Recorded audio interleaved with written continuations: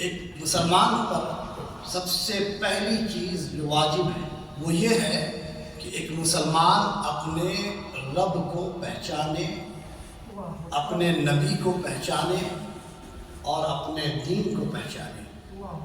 یہ ایک مسلمان پر سب سے ضروری چیز ہے، اور یہ پہچان اللہ کی، اس کے رسول کی اور دین کی پہچان بغیر علم کے حاصل نہیں ہو سکتی۔ اس کے لیے علم ضروری ہے۔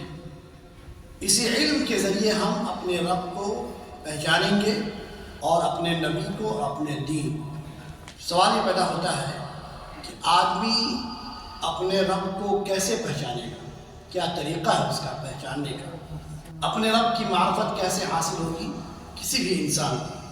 چنانچہ اپنے رب کی معرفت حاصل کرنے کے لیے ہمیں اللہ کی جو آیتیں ہیں، جو نشانیاں اور جو اللہ کی مخلوقات ہیں، ان آیتوں اور مخلوقات کے ذریعے ہم اپنے رب کو پہچانیں گے۔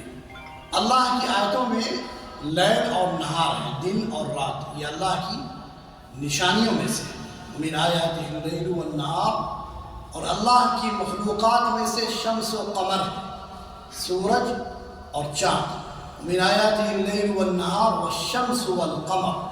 اس کے علاوہ اللہ کی بہت ساری نشانیاں جو کائنات میں پھیلی ہوئی ہیں۔ اسی طرح اللہ سبحانہ و تعالیٰ کی بہت ساری مخلوقات ہیں، ان مخلوقات کے ذریعے، ان نشانیوں کے ذریعے ہم اپنے رب کی پہچان کر سکتے ہیں۔ اس کائنات میں اللہ کی بہت ساری نشانیاں ہیں۔ اسی طرح قرآن مجید میں اللہ سبحانہ و تعالیٰ کی بہت ساری نشانیاں ہیں۔ جب آپ قرآن مجید کی تلاوت کریں گے، جب اسے پڑھیں گے آپ اس کے ترجمے کے ساتھ، تو آپ کو پتہ چلے گا کہ اس آسمان اور زمین کو کس نے پیدا کیا؟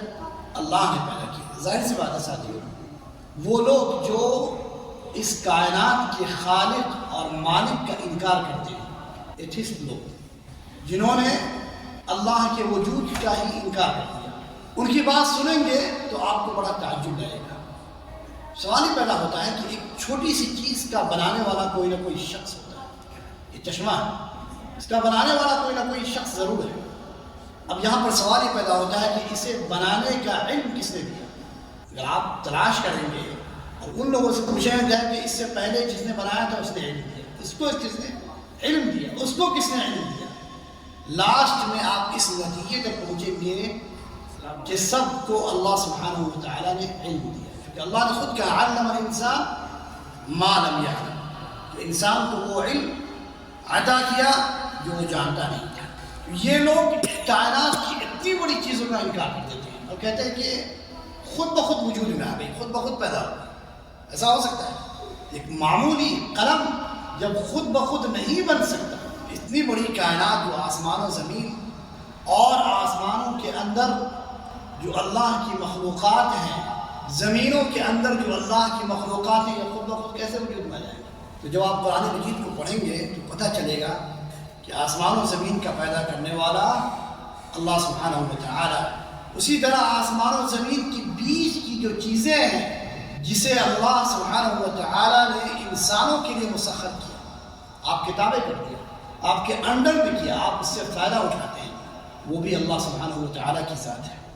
اسی طرح قرآن مجید کو پڑھیں گے تو آپ کو پتہ چلے گا کہ مارنے والی اور جلانے والی ذات، موت و حیات پر قادر اور کوئی ذات ہے تو اللہ سبحانہ و تعالیٰ کی ہے، اور وہ ہر چیز پر قادر ہے، وہ رحمان ہے اور رحیم ہے، ساری نعمت اسی اللہ سبحانہ و تعالیٰ کی طرف سے آتی ہے۔